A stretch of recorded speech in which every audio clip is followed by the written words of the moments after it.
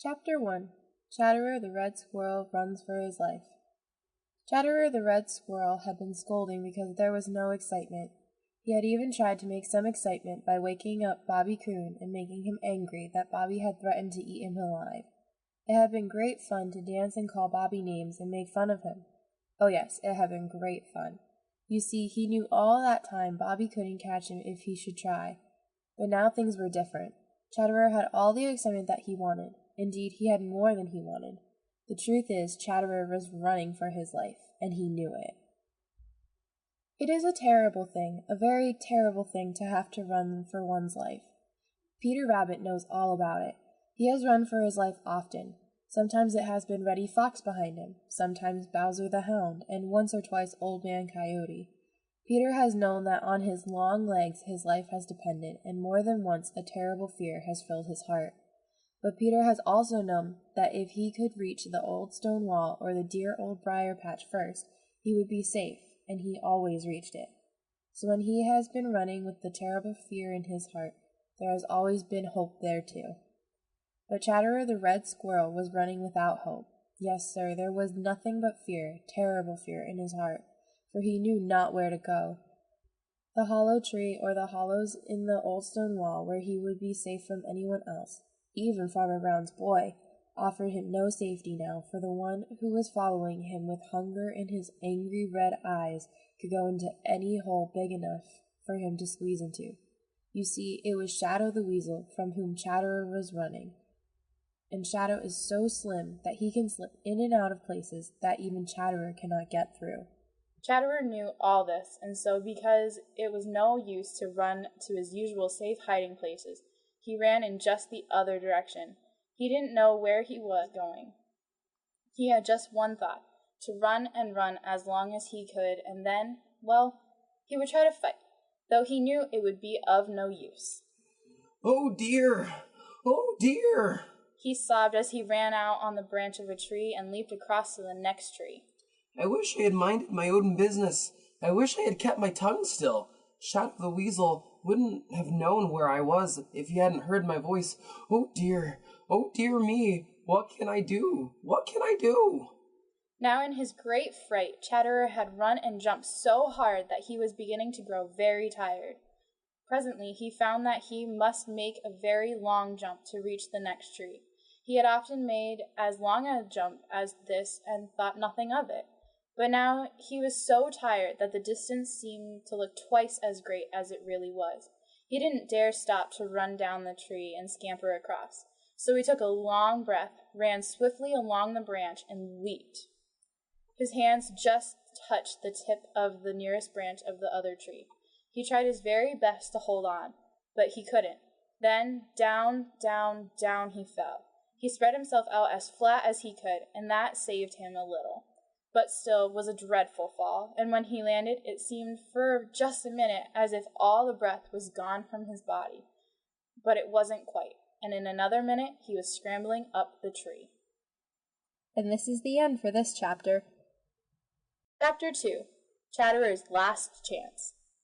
Chatterer, still running for his life and without the least hope, suddenly saw a last chance to escape from Shadow the Weasel. That is, he saw something that might offer him a chance. He couldn't be sure until he had tried, and even then he might escape from one danger only to run right into another equally great. What Chatterer saw was a big brown bunch near the top of the tall chestnut tree, and he headed for that tree as fast as he ever could go. What was that big brown bunch? Why, it was Redtail the Hawk, who was dozing there with his head drawn down between his shoulders, dreaming. Now old Redtail is one of Chatterer's deadliest enemies. He is quite as fond of the red squirrel as is Shadow the Weasel, though he doesn't often try to catch one because there are other things to eat much easier to get. Chatterer had had more than one narrow escape from old Redtail, and was very much afraid of him. Yet here he was, running up the very tree in which Redtail was sitting. You see, a very daring idea had come into his head. He had seen at once that Redtail was dozing, and hadn't seen him at all. He knew that Redtail would just as soon have Shadow the Weasel for dinner as himself, and a very daring plan had popped into his head. "I may as well be caught by Redtail as Shadow. But if my plan works out right, I won't be caught either. Anyway, it is my very last chance. Up the tree he scrambled, and after him went Shadow the Weasel. Shadow had been so intent on catching Chatterer that he had not noticed Old Redtail, which was just as Chatterer had hoped.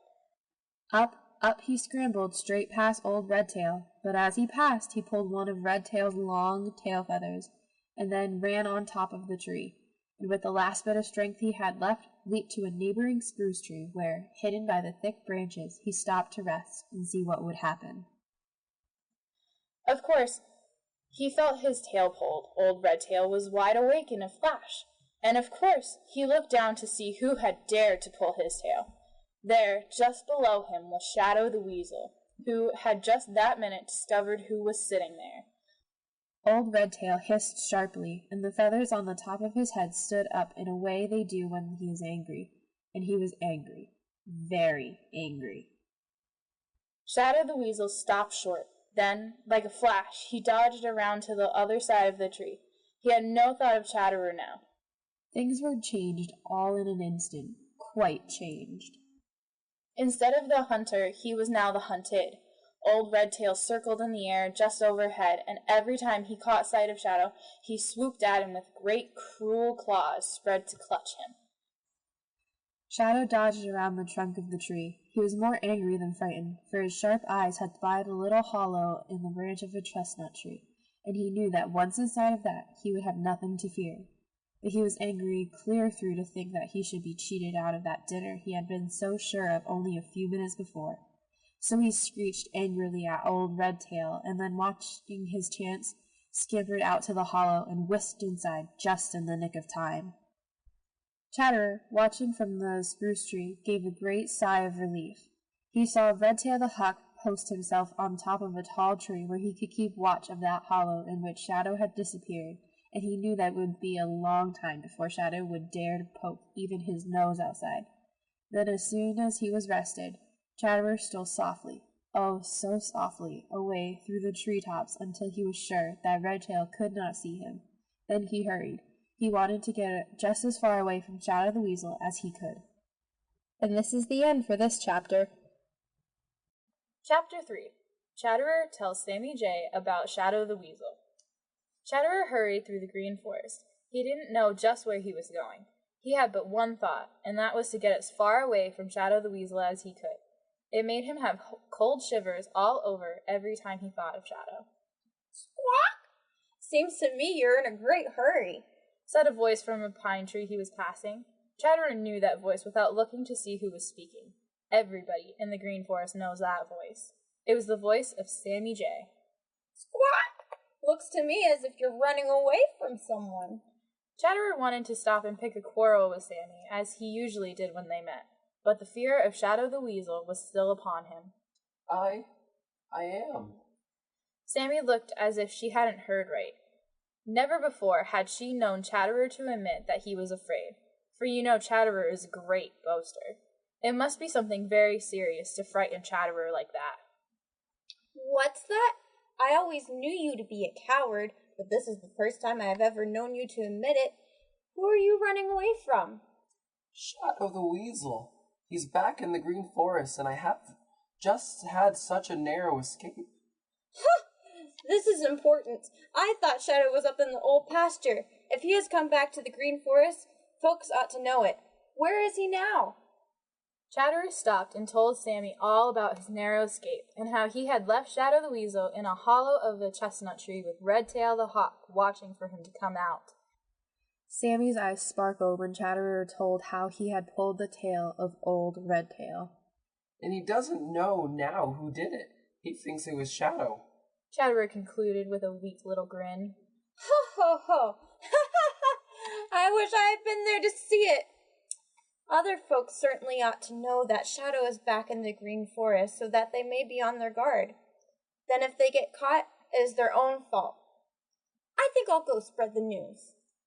You see, for all her mean ways, Sammy Jay does have some good in her, just as everybody does, and she dearly loves to tell important news. I wish you would go first of all and tell my cousin, Happy Jack the Gray Squirrel. Sammy Jay leaned over and looked at Chatterer sharply. Squawk!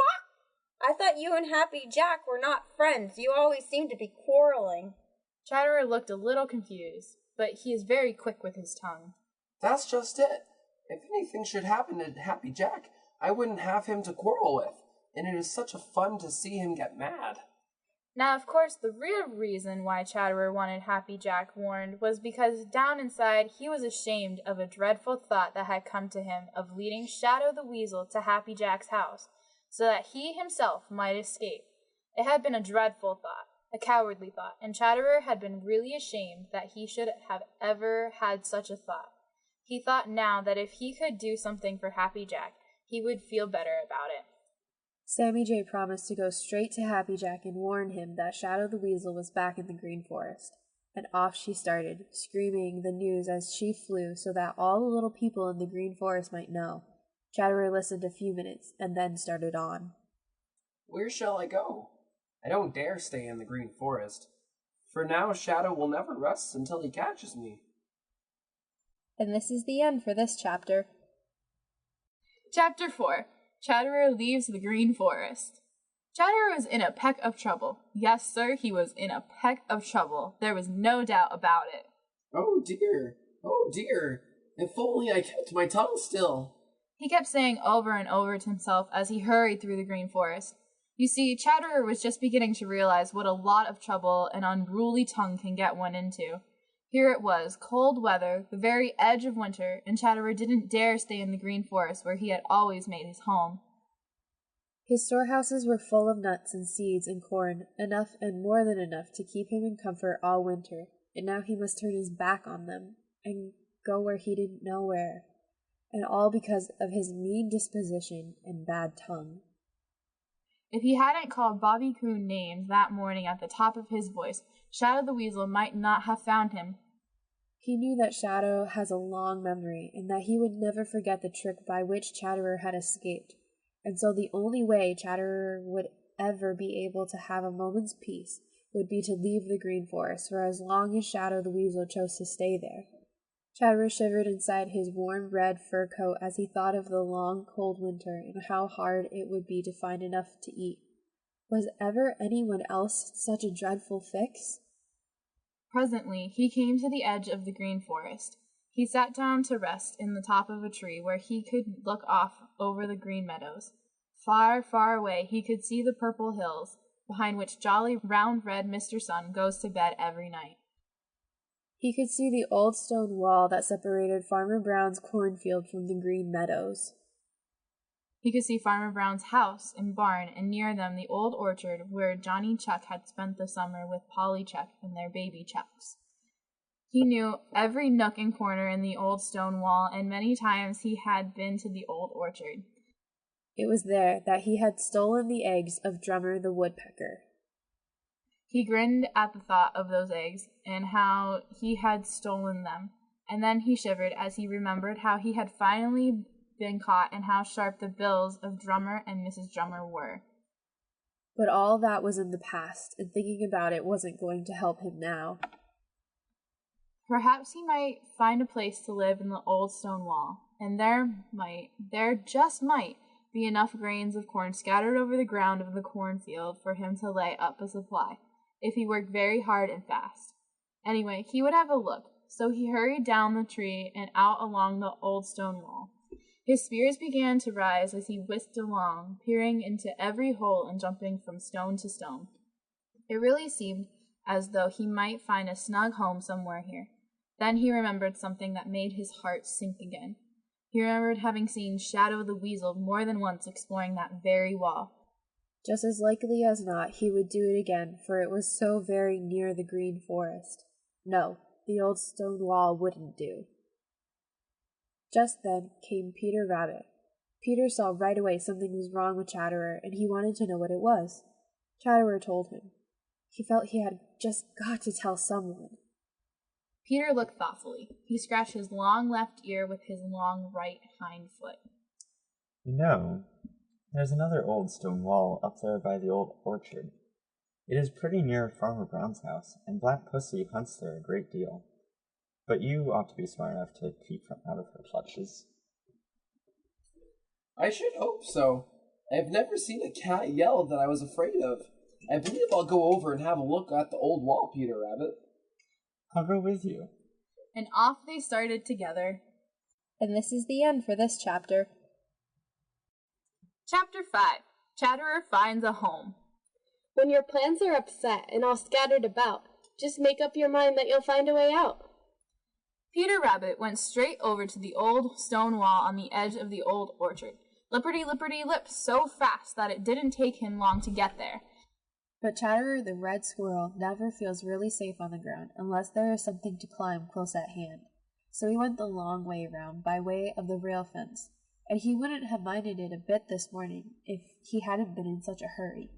It seemed to him that he never would get there, but of course he did. When he did get there, he found Peter Rabbit sitting on Johnny Chuck's doorstep, staring down Johnny Chuck's long hall. They're asleep. I've thumped and I've thumped and I've thumped, but it isn't the least bit of use. They are asleep, and they'll stay asleep until Mistress Spring arrives. I can't understand it all. No, sir, I can't understand how anybody can be willing to miss this splendid cold weather. Peter shook his head in a puzzled way and continued to stare down the long, empty hall. Of course he was talking about Johnny and Polly Chuck, who had gone to sleep for the winter. That sleeping business always puzzles Peter. It seems to him like a terrible waste of time. But Chatterer had too much on his mind to waste time wondering how other people could sleep all winter. He couldn't himself, and now that he had been driven away from his own home in the Green Forest by fear of Shadow the Weasel, he couldn't waste a minute. He must find a new home and then spend every minute laying up a new store of food for the days when everything would be covered with snow. Up and down the length of the stone wall he scampered, looking for a place to make a home, but nothing suited him. You know, he likes best to make his home in a tree. He isn't like Striped Chipmunk who lives on the ground. Poor Chatterer. He just couldn't see how he was going to live in the old stone wall. He sat on top of a big stone to rest and think it over. He was discouraged. Life didn't seem worth living just then. He felt as if his heart had gone way down to his toes. Just then his eyes saw something that made his heart come up again with a great bound right where it ought to be. And just then Peter Rabbit came hopping along. Have you found a new home yet? Yes, I think I have. That's good. I was sure you would find one over here. Where is it? Chatterer opened his mouth to tell Peter and then closed it with a snap. He remembered just in time how hard it is for Peter to keep a secret. If he should tell Peter, it would be just like Peter to tell someone else without meaning to, and then it might get back to Shadow the Weasel. I'm not going to tell you now, Peter Rabbit. You see, I don't want anybody to know where it is until I am sure that it will do. But I'll tell you this much. I'm going to live right here. Peter brightened up right away. You see, he thought that of course Chatterer meant that he had found a hole in the old stone wall, and he felt very sure that he could find it by keeping watch. That's good. I'll come see you often, but watch out for Black Pussy. Her claws are very sharp. Now I think I'm going to be going to the old briar patch. Don't tell her where I am. And this is the end for this chapter. Chapter 6. Peter Rabbit listens to the wrong voice. Peter Rabbit didn't play fair. No, sir, Peter didn't play fair. People who have too much curiosity about other people's affairs seldom do play fair. He didn't mean to be unfair. Oh my, no. When he left Chatterer the Red Squirrel sitting on the old stone wall on the edge of Farmer Brown's old orchard, he intended to go straight home to the dear old briar patch. He was a little disappointed that Chatterer hadn't told him just where his new house was. Not that it really mattered.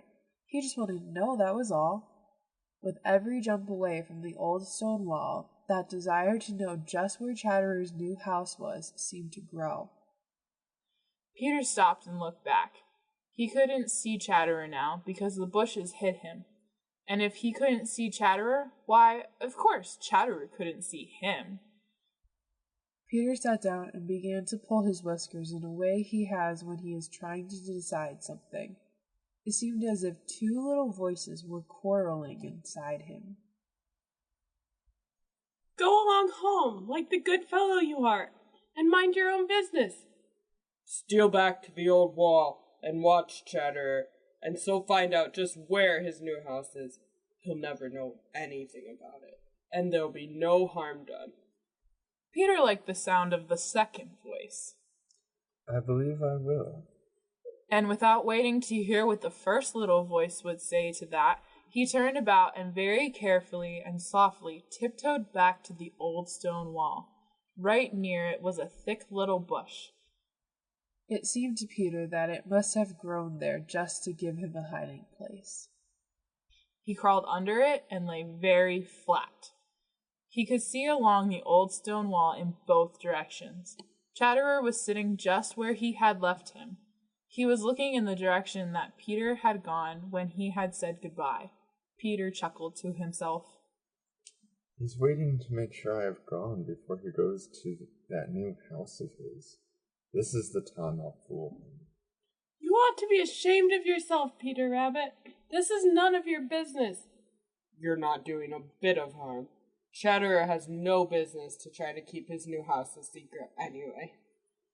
Because of this dreadful curiosity, Peter liked the sound of that voice best and listened to it, and after a while the first voice grew discouraged and stopped.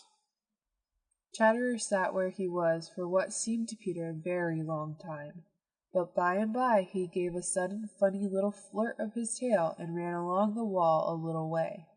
Then with a hasty look around, he disappeared in a hole. A minute later, he popped his head out for another look around and then disappeared again. He did this 2 or 3 times, as if anxious. Peter chuckled to himself. That's his new house right there. And now that I know where it is, I think I'll hurry along home to the dear old briar patch. He was just getting ready to start when Chatterer popped out of his hole and sat up on a big stone. He was talking out loud, and Peter listened. Then his long ears began to burn, for this is what he heard. I'm glad that Peter's not a spy, for spies are hateful as can be. It's dreadful how some people try affairs of other folks to see. Chatterer whisked out of sight, and Peter hurried to get away. His ears still burned, and somehow he didn't feel so tickled over the thought that he had discovered Chatterer's secret as he had thought he would. And over in the hole in the old stone wall, Chatterer the red squirrel was laughing as if there was some great joke. There was, and the joke was on Peter Rabbit. You see, he hadn't discovered Chatterer's new house at all. And this is the end for this chapter.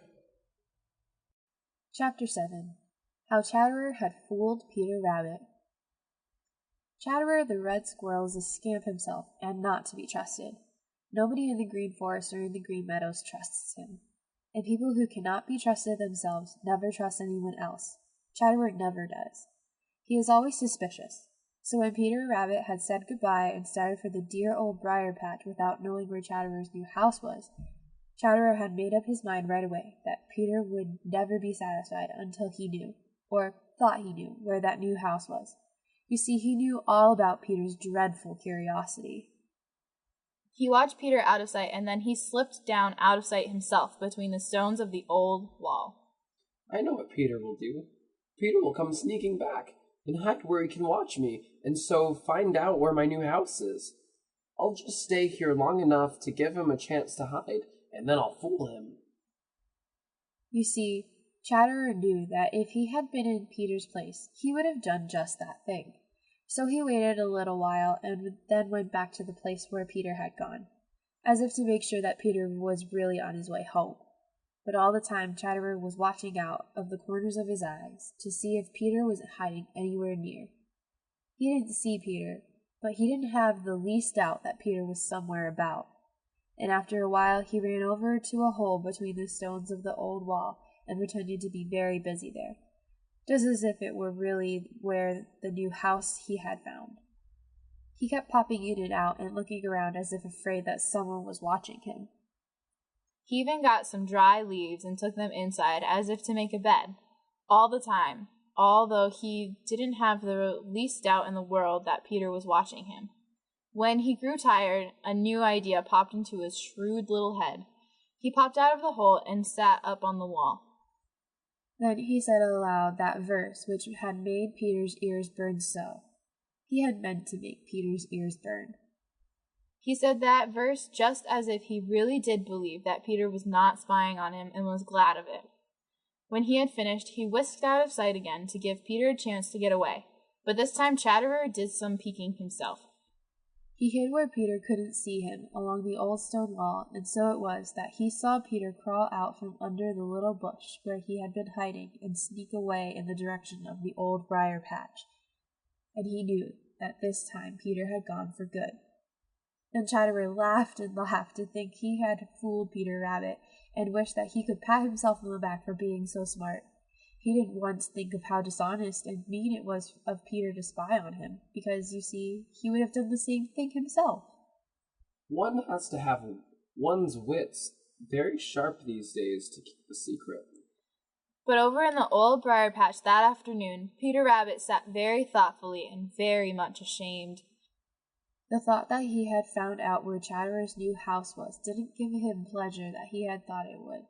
His ears still burned, for he thought that Chatterer supposed him honest when he wasn't. I believe I'll go over tomorrow and tell Chatterer all about it and how mean I have been. And when he had made up his mind to do this, he felt better, and all the time he hadn't found Chatterer's new house at all. You see, it was the old home of Drummer the Woodpecker in an old apple tree, which Chatterer had decided to live in. And this is the end for this chapter. Chapter 8. Chatterer Grows Careless. When you grow careless, even though it be in matters small, old Mr. Trouble, you will find, is bound to make a call. Some people never seem to learn that. You would suppose that after all the trouble and worry Chatterer the Red Squirrel had had, he would have learned a lesson.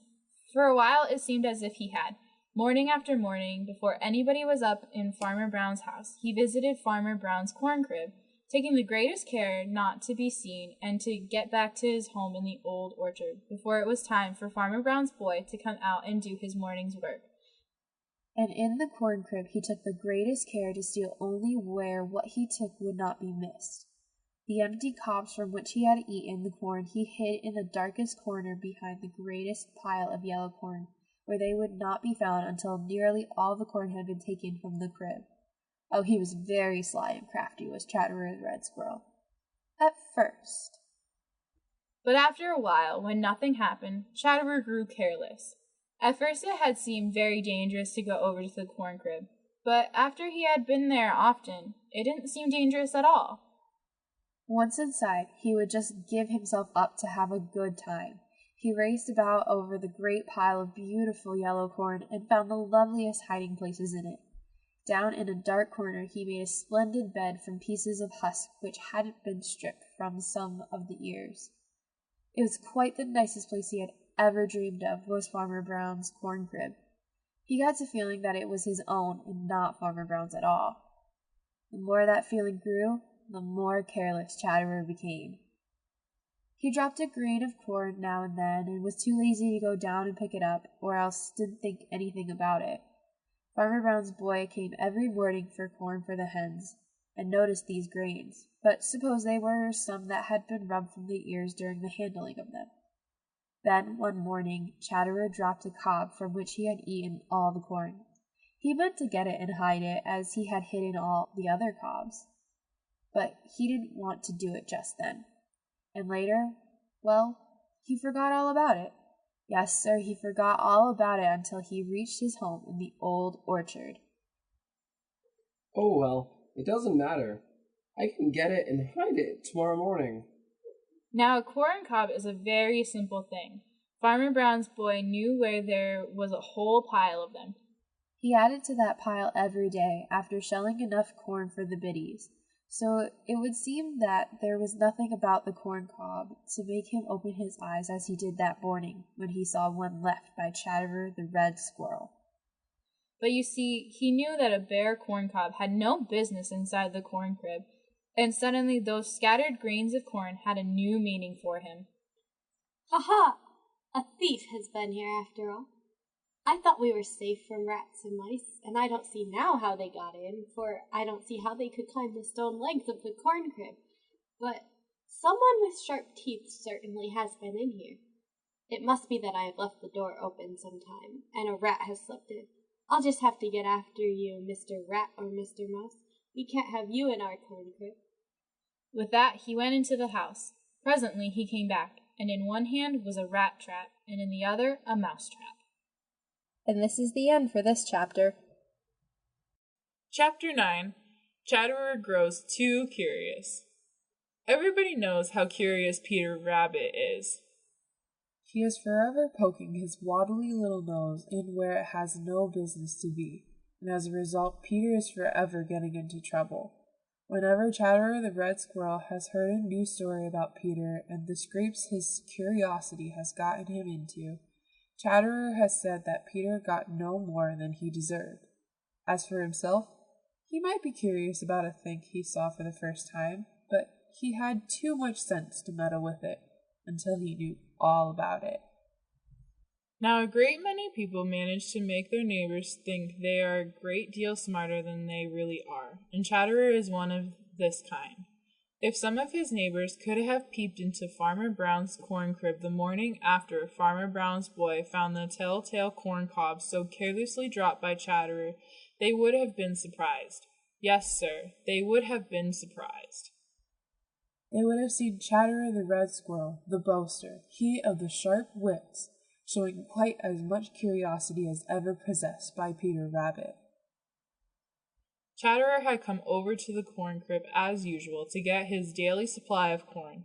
As usual, he had raced about over the great pile of yellow corn. Quite suddenly, his sharp eyes spied something that they hadn't seen before. It was down on the floor of the corn crib quite near the door. Chatterer was sure that it hadn't been there the day before. It was a very queer-looking thing, very queer indeed, and then he spied another queer-looking thing near it, only this was very much smaller. What could they be? He looked at them suspiciously. They looked harmless enough. They didn't move. He ran a few steps towards them and scolded, just as he scolded at anything new he finds out of doors. Still, they didn't move. He ran around on the little ledge where he could look right down on the queer things. He was sure now that they were not alive. Inside was something to eat. The littlest thing was round and flat with funny bits of wire on top. It looked as if it were made of wood, and in the sides were little round holes too small for him to put his head through. Then Chatterer heard a small voice in his head. Leave them alone! But I want to see what they are and find out all about them. No good ever comes of meddling with things you don't know about. But they are such queer-looking things, and they're not alive. They can't hurt me. Nevertheless, he ran back to the pile of corn and tried to eat. Somehow he had lost his appetite. He couldn't take his eyes off those two queer things down on the floor. Better keep away. It won't do any harm to have a closer look at them. So once more he scrambled down from the pile of corn and little by little drew nearer to the two queer things. The nearer he got, the more harmless they looked. Finally he reached out and smelled of the smallest trap. Then he turned up his nose. Smells of mice. Just common barn mice. Phew! It's nothing to be afraid of. Then he reached out his paw and touched it. Just as he touched one of the little wires, there was a sudden snap. It frightened Chatterer so that he scurried away. But he couldn't stay away. That snap was such a funny thing, and it hadn't done any harm. You see, he hadn't put his paw in at one of the little holes, or it might have done some harm. Pretty soon he was back again, meddling with those little wires on top. Every once in a while there would be a snap, and he would scamper away. It was very scary and great fun. By and by the thing wouldn't snap any more, and then Chatterer grew tired of his queer plaything and began to wonder about the other queer thing. No harm had come from the first one, and so he was sure no harm could come from the other. And this is the end for this chapter. Chapter 10. Old Mr. Trouble Gets Chatterer at Last. Of course you have guessed what it was that Chatterer had been meddling with. It was a mousetrap, and he had sprung it without getting hurt. Chatterer didn't know that it was a trap. He ought to have known, but he didn't. You see, it was not at all like the traps Farmer Brown's boy had sometimes set for him in the Green Forest. He knew all about those traps, and never went near them. Now that there was nothing more exciting about the mousetrap, Chatterer turned his attention to the other queer thing. He walked all around it and looked at it from every side. It certainly was queer. It looked something like a little house, only he could see all through it. He put one paw out and touched it. Nothing happened. He tried it again. Then he jumped right on top of it. Still nothing happened. He tried his sharp teeth on it, but he couldn't bite it. You see, it was made of stout wire. Inside was something that looked good to eat. It smelled good, too. Chatterer began to wonder what it would taste like. The more he wondered, the more he wanted to know. There must be some way of getting in, and if he could get in, of course he could get out again. He jumped down to the floor and ran all around the queer little wire hallway. Chatterer stuck his head in one. He seemed perfectly safe. He crept a little way in and then backed out in a hurry. Nothing happened. He tried it again. Still, nothing happened. Better keep away! Phoo! Who's afraid? This thing can't hurt me. Then he crept a little further in. Right in front of him was a little round doorway with a little wire door. Chatterer pushed the little door with his nose, and it opened a teeny-weeny bit. He drew back suspiciously. Then he tried it again, and this time pushed the little door a little further open. He did this 2 or 3 times, until finally he had his head quite inside, and there, right down below him, was that food he so wanted to taste. I can hop right down and get it, and then hop right up again. Don't do it! Corn is plenty good enough. Besides, it's time you were getting back to the old orchard. It won't take but a minute, and I really must know what it tastes like. With that, he jumped. Snap! Chatterer looked up. The little wire door had closed. Old Mr. Trouble had gotten Chatterer at last. Yes, sir, he certainly had got Chatterer this time. You see, he couldn't open that little wire door from inside. He was in a trap, the wire rat trap set by Farmer Brown's boy. And this is the end for this chapter. Chapter 11. What happened next to Chatterer? Were you ever terribly frightened? That was the way Chatterer felt. He was caught. There was no doubt about it. His sharp teeth were of no use at all on those wires. He could look out between them, but he couldn't get out. He was too frightened to think. His heart pounded against his sides until it hurt. He forgot all about that queer food he had so wanted to taste, and which was right before him now. Indeed, he felt as if he never would want to taste it now. What would Farmer Brown's boy do to him when he found him there? Hark! What was that? It was a step just outside the door of the corn crib. Farmer Brown's boy was coming. Chatterer raced around his little wire prison and bit savagely at the hard wires. But it was of no use at all. It only hurt his mouth cruelly. Then the door of the corn crib swung open. A flood of light poured in, and with it came Farmer Brown's boy. Hello! So you are the thief who has been stealing our corn, and I thought it was a rat or a mouse. Well, you little red rascal, didn't you know that thieves come to no good end? You're pretty smart, for I never once thought of you, but you are not so smart as you thought. Now, I wonder what we had better do with you. He picked up the trap with Chatterer in it and stepped out into the beautiful great out-of-doors. Chatterer could see across the dooryard to the old orchard and the familiar old stone wall along which he had scampered so often. They looked just the same as ever, and yet, well, they didn't look just the same, for he couldn't look at them without seeing those cruel wires which were keeping him from them. Farmer Brown's boy put the trap down on the ground and then began to call. Puss, puss, puss, puss. Chatterer's heart, which had been thumping so, almost stopped beating with fright. There was Black Pussy, whom he had often teased and made fun of. Her yellow eyes had a hungry gleam as she walked around the trap and sniffed and sniffed. Never had Chatterer heard such a terrible sound as those hungry sniffs so close to him. Black Pussy tried to put a paw between the wires, and Chatterer saw the great cruel claws. But Black Pussy couldn't get her paws between the wires. How would you like him for breakfast? Meow. I suppose that means you would like him very much. Do you think you can catch him if I let him out? Meow. To poor Chatterer, it seemed the awfulest sound he had ever heard. Well, we'll see about it by and by. There's the breakfast bell, and I haven't fed the biddies yet. And this is the end for this chapter. Chapter 12. Chatterer is sure that this is his last. There was no hope, not the teeniest, weeniest ray of hope in the heart of Chatterer, as Farmer Brown's boy picked up the wire rat trap and started for the house, Black Pussy, the cat, following at his heels and looking up at Chatterer with cruel, hungry eyes. Chatterer took a farewell look at the old orchard, and way beyond it the green forest, from which he had been driven by fear of Shadow the Weasel. Then the door of the farmhouse closed and shut it all out. If there had been any hope in Chatterer's heart, the closing of that door would have shut the last bit out. But there wasn't any hope. Chatterer was sure that he was going to be given to Black Pussy for her breakfast. Farmer Brown's boy put the trap on the table. What have you there? It was the voice of Farmer Brown himself, who was eating his breakfast. I've got the thief who's been stealing our corn in the crib, and who do you think it is? One of those pesky rats?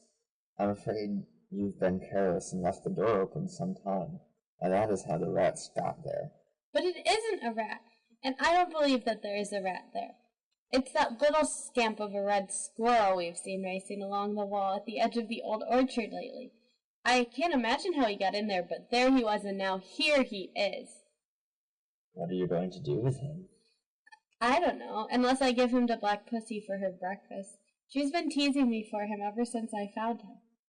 Farmer Brown's boy looked over to the other side of the table as he said this, and his eyes twinkled with mischief. Oh, you mustn't do that. That would be cruel. You must take him down to the Green Forest and let him go. Just see how frightened the poor little thing is. You must take him straight down to the Green Forest right after breakfast. Isn't that just like Mother? I believe it'd be the same with the ugliest rat that ever lived. She would try to think of some excuse for letting it go. God made all the little people who wear fur, and they must have some place in his great plan. True enough, Mother. The trouble is, they get out of place. Now this little rascal's place is down in the Green Forest and not in our corn crib. Then put him in his rat place. Now all this time poor Chatterer was thinking that this surely was his last day. You see, he knew that Farmer Brown's boy knew it. He just crouched down in a little ball, too miserable to do anything but tremble every time anyone came near him. He was sure that he had seen for the last time the Green Forest and the Green Meadows, and jolly Mr. Sun, and all the other beautiful things he loved so, and it seemed as if his heart would burst with despair. And this is the end for this chapter. Chapter 13. Chatterer is put in prison. Whoever does a deed that's wrong will surely find some day that for that naughty act of his he'll surely have to pay. That was the way with Chatterer. Of course, he had no business to steal corn from Farmer Brown's corn crib. To be sure, he had felt that he had just as much right to that corn as Farmer Brown had. You see, the little people of the Green Meadows and the Green Forest feel that everything that grows belongs to them, if they want it and are smart enough to get it before someone else does. But it is just there that Chatterer went wrong. Farmer Brown had harvested that corn and stored it in his corn crib, and so, of course, no one else had any right to it. Right down deep in his heart, Chatterer knew this. If he hadn't known it, he wouldn't have been so sly in taking what he wanted. He knew all the time that he was stealing, but he tried to make himself believe that it was all right. So he had kept on stealing and stealing until at last he was caught in a trap, and now he had got to pay for his wrongdoing. Chatterer was so miserable and frightened that he could do nothing but sit, huddled up in a little shimmery ball. He hadn't the least doubt in the world that this was his very last day, and that Farmer Brown's boy would turn him over to cruel Black Pussy for her breakfast. Farmer Brown's boy had left him in the trap in the house and had gone out. For a long time, Chatterer could hear pounding out in the woodshed, and Farmer Brown's boy was whistling as he pounded. Chatterer wondered how he could whistle and seem so happy when he meant to do such a dreadful thing as to give him to Black Pussy. After what seemed a very long time, ages and ages, Farmer Brown's boy came back. He had with him a queer-looking box. There's a new home for you, you little red imp. I guess it'll keep you out of trouble for a while. He slid back a little door in the top of the box, and then, putting on a stout glove and opening a little door in the trap, he put in his big hand and closed it around Chatterer. Poor Chatterer! He was sure now that this was the end, and that he was to be given to Black Pussy, who was looking on with hungry yellow eyes. He struggled and did his best to bite, but the thick glove gave his sharp little teeth no chance to hurt the hand that held him. Even in his terror, he noticed that that big hand tried to be gentle and squeezed him no tighter than was necessary. Then he was lifted out of the trap and dropped through the little doorway in the top of the queer box, and the door was fastened. Nothing terrible had happened after all. At first, Chatterer just sulked in one corner. He felt sure that something terrible was going to happen. Farmer Brown's boy took the box out into the shed and put it where the sun shone into it. For a little while he stayed watching, but Chatterer still sulked and sulked. By and by he went away, taking Black Pussy with him, and Chatterer was alone. When he was quite sure that no one was about, Chatterer began to wonder what sort of place he was in, and if there wasn't some way to get out. He found that one side and the top were of fine, stout wire through which he could look out, and that the other sides and the bottom were of wood covered with wire, so that there was no chance of his sharp teeth to gnaw a way out. In one corner was a stout piece of an apple tree with two little stubby branches to sit on, and halfway up a little round hole. Very cautiously, Chatterer peeped inside the hole. Inside was a splendid hollow. On the floor of the box was a little heap of shaving and bits of rag, and there was a little pile of yellow corn. How Chatterer did hate the sight of that corn! You see, it was corn that had got him into all this trouble. At least that is the way Chatterer felt about it. When he examined everything, he knew that there was no way out. Chatterer was in a prison, though that is not what Farmer Brown's boy called it. He said it was a cage.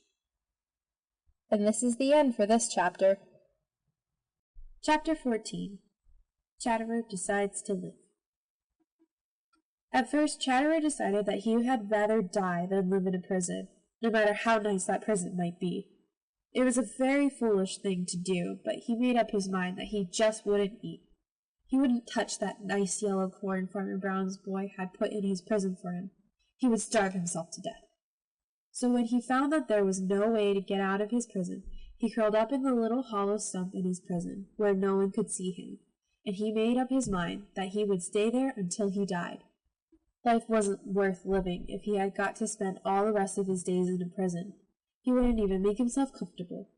There was that little heap of nice shavings and bits of rag for him to make a nice comfortable bed of, but he didn't touch them. No, sir, he just tried to make himself miserable. Not once that long day did he poke so much as the tip of his nose out of his little round doorway.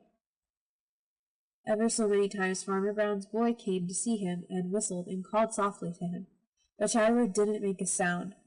At last night came, and the woodshed where his prison was grew dark and darker and very still. Now it was about this time that Chatterer's stomach began to make itself felt. Chatterer tried not to notice it, and Chatterer couldn't help himself. His stomach was empty, and it kept telling himself, I'm going to starve to death. The more Chatterer tried not to think of how good something to eat would taste, the more he did think of it. It made him restless and uneasy.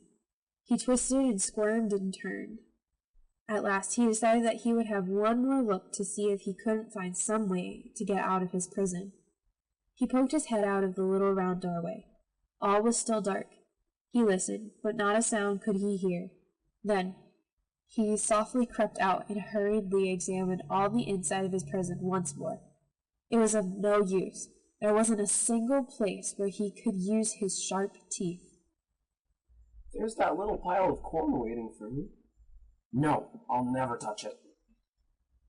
Just then he hit something with his foot, and it rolled. He picked it up, and then put it down again. It was a nut, a plump hickory nut. 2 or 3 times he picked it up and put it down, and each time it was harder than before to put it down. I'd like to taste one more nut before I starve to death. And almost without knowing it, he began to gnaw the hard shell. When that nut was finished, he found another, and when that was gone, still another. Then he just had to taste a grain of corn. The first thing Chatterer knew, the nuts and the corn were all gone, and his stomach was full. Somehow he felt ever so much better. He didn't feel like starving to death now. I believe I'll wait a bit and see what happens. And while I'm waiting, I may as well be comfortable. With that, he began to carry the shavings and rags into the hollow stump, and soon had as comfortable a bed as ever he had slept on. Chatterer had decided to live. And this is the end for this chapter. Chapter 15. Farmer Brown's Boy Tries to Make Friends. Nobody lives who's wholly bad. Some good you'll find in every heart. Your enemies will be your friends, if only you will do your part. All his life, Chatterer the Red Squirrel had looked on Farmer Brown's boy as his enemy, just as did all the other little people of the Green Meadows and the Green Forest and the Smiling Pool. They feared him, and because they feared him, they hated him. So whenever he came near, they ran away. Now at first, Farmer Brown's boy used to run after them for just one thing, because he wanted to make friends with them, and he couldn't see how ever he was going to do it unless he caught them. After a while, when he found that he couldn't catch them by running after them, he made up his mind that they didn't want to be his friend, and so then he began to hunt them, because he thought it was fun to try to outwit them. Of course, when he began to do that, they hated him and feared him all the more. You see, they didn't understand that, really, he had one of the kindest hearts in the world, and he didn't understand that they hated him just because they didn't know him. So when Chatterer had been caught in the trap in Farmer Brown's corn crib, he hadn't doubted in the least that Farmer Brown's boy would give him to Black Pussy or do something equally cruel. And even when he found that he was only to be kept prisoner in a very comfortable prison, with plenty to eat and drink, he wasn't willing to believe any good of Farmer Brown's boy. Indeed, he hated him more than ever, if that were possible. But Farmer Brown's boy was very patient. He came to Chatterer's prison ever so many times a day, and whistled and clucked and talked to Chatterer. And he brought good things to eat. It seemed as if he were all the time trying to think of some great treat for Chatterer. He never came without hiding in his hollow stump as soon as he saw Farmer Brown's boy coming, and wouldn't so much as peek out until he had gone away. When he was sure that the way was clear, he would come out again, and always he found some delicious fat nuts or some other dainty waiting for him. After a little, as soon as he saw Farmer Brown's boy coming, Chatterer would begin to wonder what good thing he had brought this time, and would grow terribly impatient for Farmer Brown's boy to go away so that he could find out. By and by it got so that he couldn't wait, but would slyly peep out of his little round doorway to see what had been brought for him. Then one day Farmer Brown's boy didn't come at all. Chatterer tried to make himself believe that he was glad. He told himself that he hated Farmer Brown's boy, and he hoped that he never would see him again. But all the time he knew that wasn't true. It was the longest day since Chatterer had been a prisoner. Early the next morning, before Chatterer was out of bed, he heard a step in the woodshed, and before he thought what he was doing, he was out of his hollow stump to see if it really was Farmer Brown's boy. It was, and he had 3 great fat nuts which he dropped into Chatterer's cage. It seemed to Chatterer that he just couldn't wait for Farmer Brown's boy to go away. Finally, he darted forward and seized one. Then he scampered to the shelter of his hollow stump to eat it. When it was finished, he just had to have another. Farmer Brown's boy was still watching, but somehow Chatterer didn't feel so much afraid. This time he sat up on one of the little branches of the stump and ate it in plain sight. Farmer Brown's boy smiled, and it was a pleasant smile. I believe we shall be friends after all. And this is the end for this chapter. Chapter 16. Chatterer has a pleasant surprise. Chatterer the Red Squirrel, the mischief maker of the Green Forest, had never been more comfortable in his life. No matter how rough Brother North Wind roared across the green meadows and through the green forest, piling the snow in great drifts, he couldn't send so much as one tiny shiver through the little red coat of Chatterer.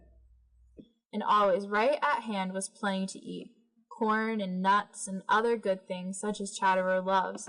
No, he never had been so comfortable in all his life. But he wasn't happy, not truly happy there. Since he had been a prisoner, Chatterer had learned to think very differently of Farmer Brown's boy from what he used to think. In fact, he and Farmer Brown's boy had become very good friends. For Farmer Brown's boy was always very gentle and always brought him something good to eat. He isn't at all like what I thought, and if I were free, I wouldn't be afraid of him at all. I'd like to tell some of the little green forest people about him, if only. Chatterer didn't finish. Instead, a great lump filled his throat. You see, he was thinking of the green forest and the old orchard, and how he used to race through the treetops and along the stone wall. Half the fun in life had been in running and jumping, and now there wasn't room in his little prison to stretch his legs. If only he could run as hard as ever he knew how. Once in a while he felt that his prison wouldn't be quite so hard to put up with. That very afternoon, while Chatterer was taking a nap in his bed in the hollow stump, something slipped over his little round doorway, and Chatterer woke in a terrible fright to find himself a prisoner inside his hollow stump. There was nothing he could do about it but just lie there in his bed and shake with fright and wonder what dreadful thing was going to happen next. He could hear Farmer Brown's boy very busy about something in his cage. After a long, long time, his little round doorway let in the light once more. The door had been opened. At first Chatterer didn't dare go out, but he heard the soft little whistle with which Farmer Brown's boy always called him when he had something especially nice for him to eat. So at last he peeped out. There on the floor of the cage were some of the nicest nuts. Then his sharp eyes discovered something else. It was a queer-looking thing made of wire at one end of his cage. Chatterer looked at it with great suspicion. Could it be a new kind of trap? But what would a trap be doing there when he was already a prisoner? He ate all the nuts, all the time watching this new queer-looking thing. It seemed harmless enough. He went a little nearer. Finally, he hopped onto it. It moved. Of course, that frightened him, and he started to run up. But he didn't go up. You see, he was in a wire wheel, and as he ran, the wheel went around. Finally, he had stopped because he was out of breath and too tired to run another step. When he stopped, the wheel stopped. Little by little, Chatterer began to understand. Farmer Brown's boy had made that wheel to give him a chance to run all he wanted to and whenever he wanted to. When he understood this, Chatterer was as nearly happy as he could be in a prison. It was such a pleasant surprise. He would race and race in it until he just had to stop for breath. Farmer Brown's boy looked on and laughed to see how much happier he had made Chatterer. And this is the end for this chapter. Chapter 17. Sammy Jay's Sharp Eyes. Everybody knows that Sammy Jay has sharp eyes. In fact, there are very few of the little forest people whose eyes are as sharp as Sammy's. That is because she uses them so much.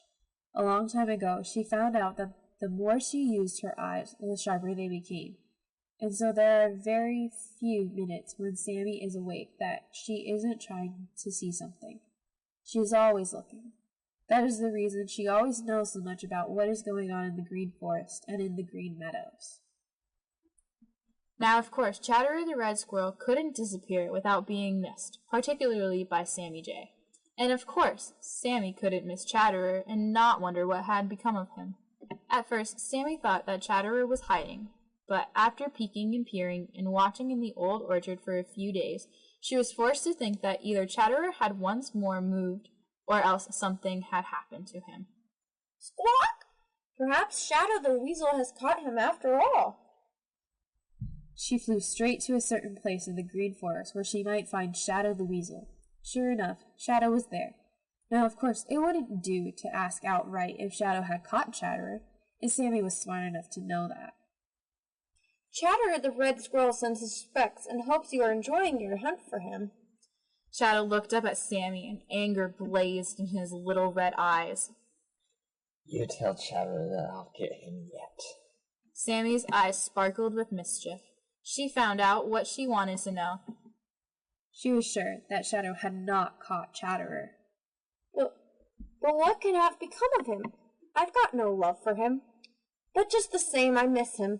I really must find out. So every minute that she could spare, Sammy Jay spent trying to find Chatterer. She asked everyone she met if they had seen Chatterer. She peeked and peered into every hollow and hiding place she could think of. But look as she would and ask as she would, she could find no trace of Chatterer.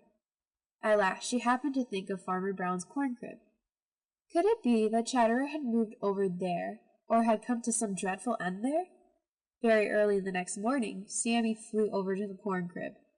She looked at it all over with her sharp eyes and listened for sounds of Chatterer inside, but not a sound could she hear. Then she remembered the hole under the edge of the roof through which Chatterer used to go in and out. Sammy hurried to look at it. It was closed by a stout board nailed across it. Then Sammy knew that Farmer Brown's boy had found it. Squawk! He's killed Chatterer! That's what he's done! She flew over to the old orchard, filled with sad thoughts. She meant to wait until Farmer Brown's boy came out and then tell him what she thought of him. After that, she would fly through the green forest and over the green meadows to spread the sad news. After a while, the door of the farmhouse opened and Farmer Brown's boy stepped out. Sammy had her mouth open to scream when her sharp eyes saw something queer. Farmer Brown's boy had a queer-looking box in his arms, which he put on a shelf where the sun would shine on it. It looked to Sammy as if something moved inside that box.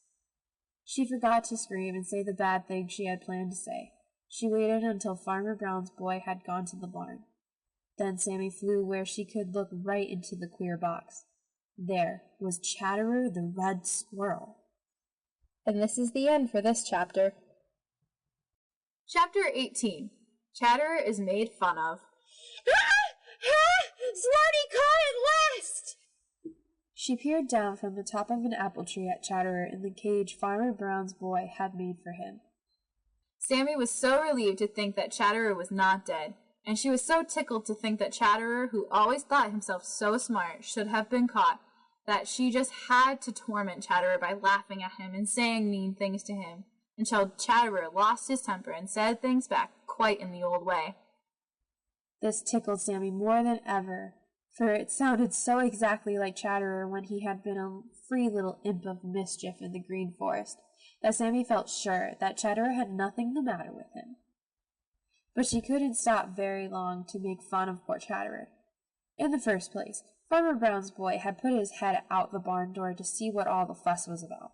In the second place, Sammy fairly ached all over to spread the news through the green forest and over the green meadows.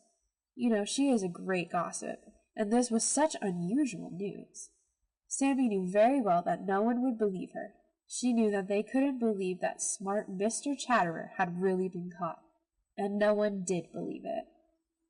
Squawk! All right.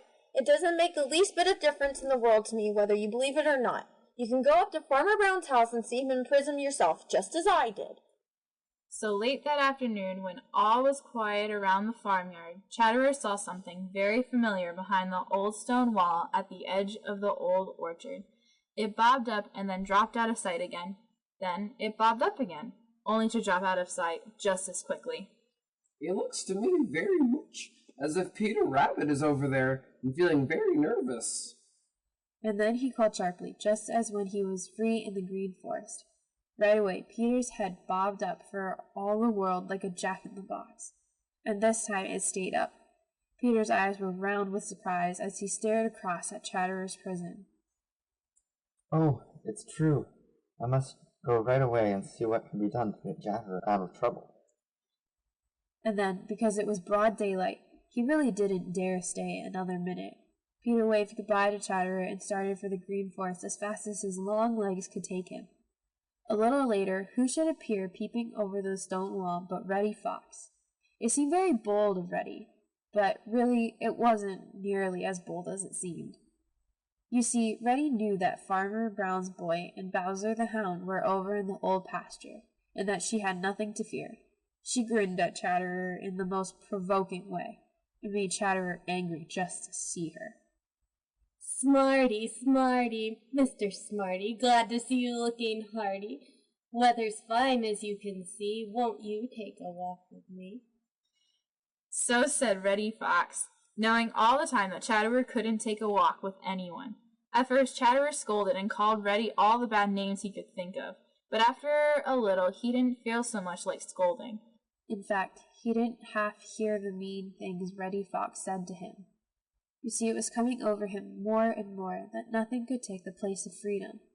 He had a comfortable home, plenty to eat, and was safe from every harm. But he was a prisoner, and having these visitors made him realize it more than ever. Something very like tears filled his eyes, and he crept into his hollow stump where he couldn't be seen or be heard. And this is the end for this chapter. Chapter 19. Peter Rabbit Tries to Help. Peter Rabbit is one of the kindest-hearted little people of the Green Forest and of the Green Meadows. He is happy-go-lucky, and his dreadful curiosity is forever getting him into all kinds of trouble. Perhaps it is because he has been in so many scrapes himself that he always feels sorry for those who get into trouble. Anyway, no sooner does Peter hear of someone in trouble than he begins to wonder how he can help them. So just as soon as he found out for himself that Sammy Jay had told the truth about Chatterer really being in a prison at Farmer Brown's house, he began to think to find some way to help Chatterer. Now, of course, Peter didn't know what kind of prison Chatterer was in. He remembered right away how Prickly Porky the porcupine had gnawed a great hole in the box in which Johnny Chuck's lost baby was kept by Farmer Brown's boy. Why shouldn't Prickly Porky do as much for Chatterer? He would go see him at once. The trouble with Peter is that he doesn't think of all sides of a question. He is impulsive. That is, he goes right ahead and does the thing that comes into his head first, and sometimes this isn't the wisest or best thing to do.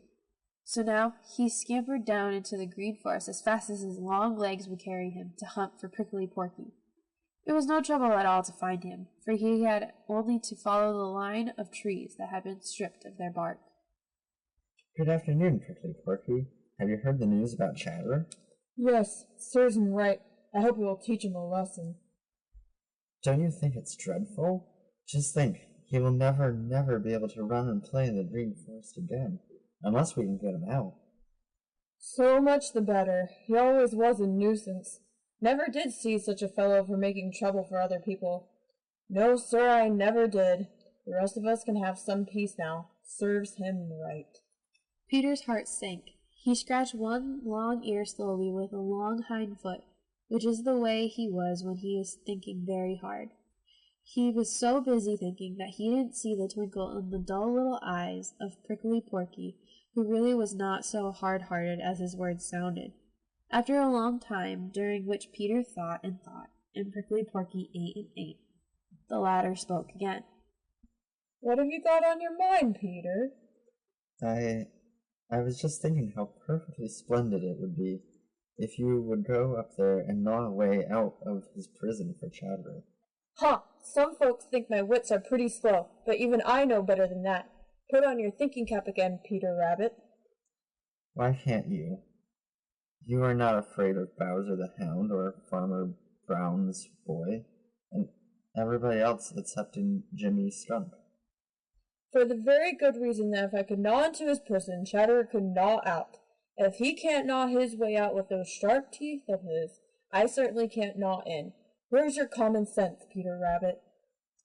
That's so. I hadn't thought of that. I must try to think of some other way to help Chatterer. I'd be willing to try it if it was of any use, but it isn't. Porky didn't want Peter to think that he really was as hard-hearted as he had seemed at first. So Peter bade Prickly Porky goodbye and started for the dear old briar patch to try to think of some other way to help Chatterer. On the way, he woke up Billy Possum and Bobby Coon, but they couldn't give him any help. There really doesn't seem to be any way I can help. And there really wasn't. And this is the end for this chapter. Chapter 20. Chatterer has another great surprise. Chatterer had never had so many surprises, good surprises, in all his life, as since the day he had been caught in a trap in Farmer Brown's corn crib. In the first place, it had been a great surprise to him that he had not been given to Black Pussy, as he had fully expected to be. Then had come the even greater surprise of finding that Farmer Brown's boy was ever and ever so much nicer than he had thought. A later surprise had been the wire wheel in his cage, so that he could run to his heart's content. It was such a pleasant and wholly unexpected surprise that it had quite changed Chatterer's feelings towards Farmer Brown's boy. The fact is, Chatterer could have been truly happy but for one thing: he was a prisoner. Yes, sir, he was a prisoner, and he couldn't forget it for 1 minute while he was awake. He used to watch Farmer Brown's boy and wish with all his might that he could make him understand how dreadful it was to be in a prison. But Farmer Brown's boy couldn't understand what Chatterer said, no matter how hard Chatterer tried to make him. He just didn't understand that not all the things in the world could make up for the loss of freedom. That it is better to be free, though hungry and cold, than in a prison with every comfort. Chatterer had stood it pretty well and made the best of things until Sammy Jay had found him, and Reddy Fox had made fun of him, and Peter Rabbit had peeped at him from behind the old stone wall. The very sight of them going where they pleased and when they pleased had been too much for Chatterer, and such a great longing for the green forest and the old orchard filled his heart that he could think of nothing else. He just sat in a corner of his cage and looked as miserable as he felt. He lost his appetite. In vain, Farmer Brown's boy brought him the fattest nuts and other dainties. He couldn't eat for the great longing of freedom that filled his heart until it seemed ready to burst. He no longer cared to run in the new wire wheel which had given him so much pleasure at first. He was homesick, and he just couldn't help it. Farmer Brown's boy noticed it, and his face grew sober and thoughtful. He watched Chatterer when the latter didn't know that he was about, and if he couldn't understand Chatterer's actions. He knew that he was unhappy, and guessed why. One morning, Chatterer did not come out of his hollow stump as he usually did when his cage was placed in the shelf outside the farmhouse door.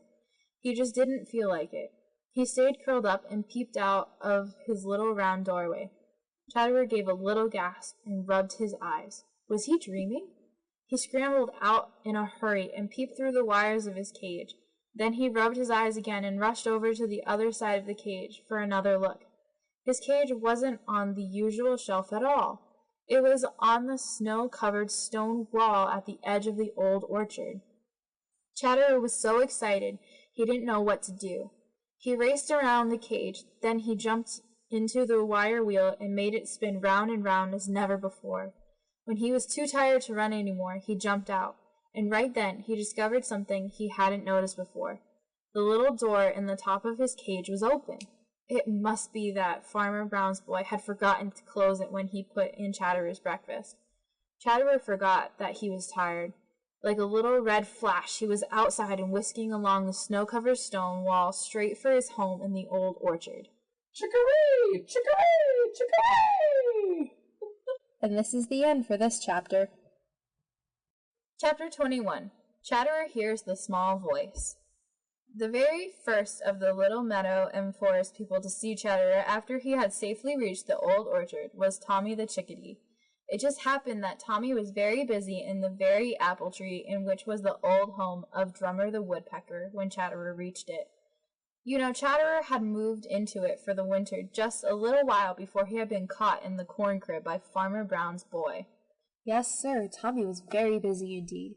He was so busy that, sharp as his bright little eyes are, he had not seen Chatterer racing along the snow-covered old stone wall. It wasn't until he heard Chatterer's claws on the trunk of the apple tree that Tommy saw him at all. Then he was so surprised that he lost his balance and almost turned a somersault in the air before he caught another twig. You see, he knew all about Chatterer and how he had been kept a prisoner by Farmer Brown's boy. Why, is this really you, Chatterer? However did you get out of your prison? I'm glad, ever and ever so glad that you got away. Chatterer flirted his tail in the saucy way he has, and his eyes twinkled. Here was just the best chance ever to boast and brag. He could tell Tommy how smart he had been, smart enough to get away from Farmer Brown's boy. Tommy would tell the other little people, and then everybody would think him just as smart as Billy Possum. And you know, Billy really was smart enough to get away from Farmer Brown's boy after being caught. Everybody knew that he had been a prisoner, and now that he was free, everybody would believe whatever he told them about how he got away. Was there ever such a chance to make his friends and neighbors say, "What a smart fellow he is"? You see, it was this way. Somehow Chatterer couldn't say what he had meant to say. It seemed as if Tommy's bright, merry eyes were looking right into his head and heart and could see his very thoughts.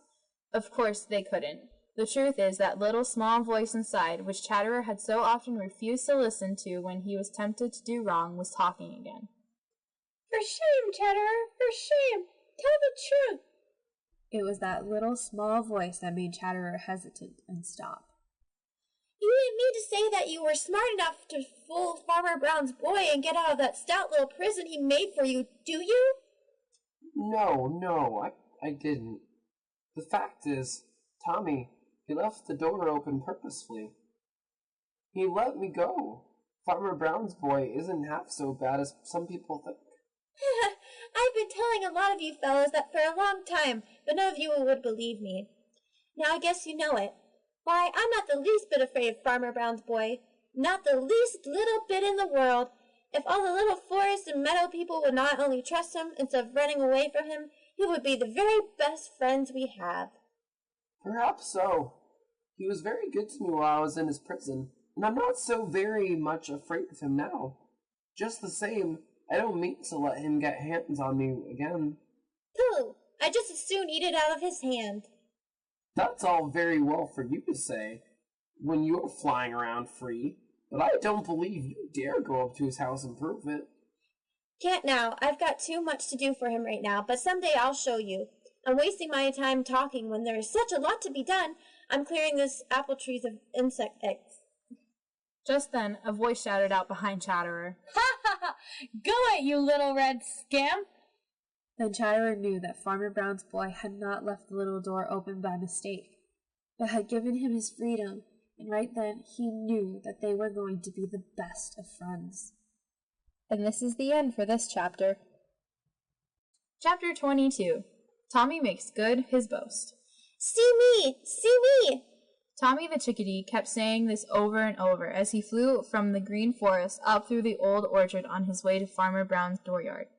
And his voice was merry. In fact, his voice was the merriest, cheeriest in this cold morning. To be sure, there were other voices, but they were not merry, nor were they cheery.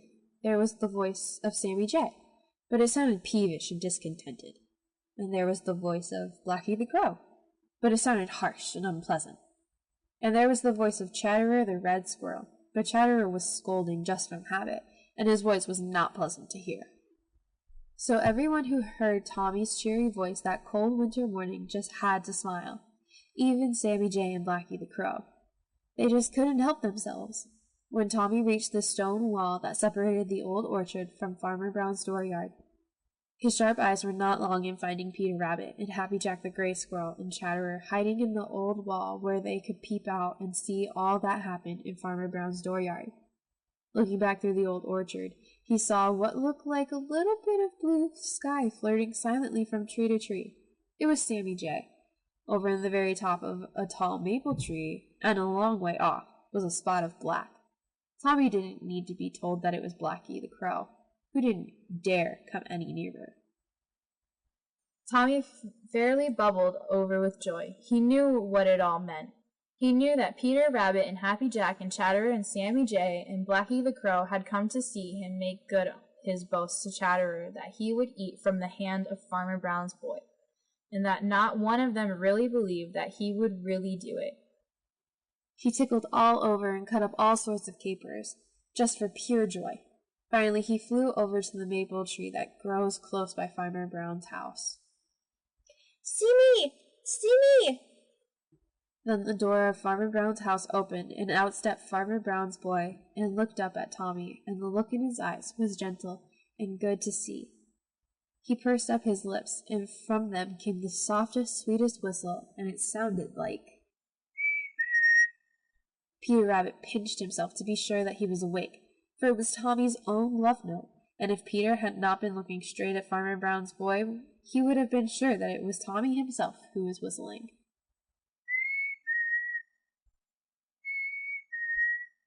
It was hard to say which whistle was the softest and sweetest.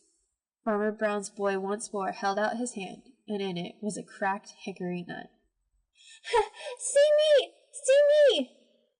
Tommy flitted down from the maple tree right onto the hand of Farmer Brown's boy, and his bright little eyes twinkled merrily as he helped himself to a bit of nut meat. Peter Rabbit looked at Happy Jack, and Happy Jack looked at Chatterer, and all three acted as if they couldn't believe their eyes. Then they looked back at Farmer Brown's boy, and there on his head sat Tommy. See me! See me! His voice was merrier than ever, for he had made good on his boast. And this is the end for this chapter. Chapter 23. Chatterer grows very, very bold. I'm not afraid. I am afraid. I'm not afraid.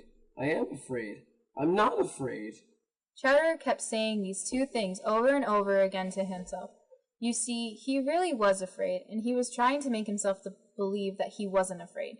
He thought that perhaps if he said ever and ever so many times that he wasn't afraid, he might actually make himself believe it. The trouble was that every time he said it, a little voice, a little truthful voice down inside, seemed to speak right up and tell him that he was afraid. Poor Chatterer. It hurt his pride to have to own up to himself that he wasn't as brave as little Tommy the Chickadee. His common sense told him that there was no reason in the world why he shouldn't be. Tommy went every day and took food from the hand of Farmer Brown's boy. It seemed to Chatterer and to Happy Jack the Gray Squirrel and to Peter Rabbit and to Blacky the Crow, all of whom had seen him do it, as if it were the bravest thing they had ever seen, and their respect for Tommy grew wonderfully. But Tommy himself didn't think it brave at all. No, sir, Tommy knew better. You see, he has a great deal of common sense under the little black cap he wears. It may have been brave of me to do it the first time, but it isn't brave of me now, because I know that no harm is going to come from Farmer Brown's boy.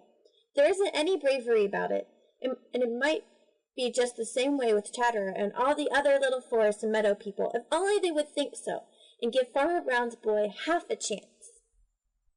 Chatterer was beginning to have some such thoughts himself as he tried to make himself think that he wasn't afraid. He heard the door of Farmer Brown's house slam and peeped out from the old stone wall. There was Farmer Brown's boy, whistling the same gentle little whistle he had used when Chatterer was his prisoner, and he had brought good things for Chatterer to eat. Of course, Chatterer knew perfectly well that that whistle was a call for him, and that big fat hickory nut was intended for him.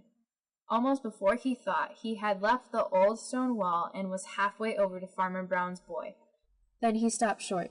It seemed as if that little voice inside had fairly shouted in his ears, "I am afraid." It was true, he was afraid. He was right on the very point of turning to scurry back to the old stone wall when he heard another voice. This time, it wasn't a voice inside. No, indeed. It was a voice from the top of one of the apple trees in the old orchard, and this is what it said. "Coward, coward, coward!" It was Sammy Jay speaking. Now, it is one thing to tell yourself that you are afraid, and it is quite another thing to be told by someone else that you are afraid. No such thing. I'm not afraid. Then, to prove it, he suddenly raced forward, snatched the fat hickory nut from the hand of Farmer Brown's boy, and was back on the old stone wall. It was hard to tell which was the most surprised, Chatterer himself, Farmer Brown's boy, or Sammy Jay. I did it! I did it! I did it! Squawk! You don't dare do it again, though. I do too! And he did it. And with the taking of that second fat nut from the hand of Farmer Brown's boy, the very last bit of fear of him left Chatterer, and he knew that Tommy the Chickadee had been right all the time when he insisted that there was nothing to fear from Farmer Brown's boy. Why, if I would have let him, He would have been my friend long ago. And so he would have,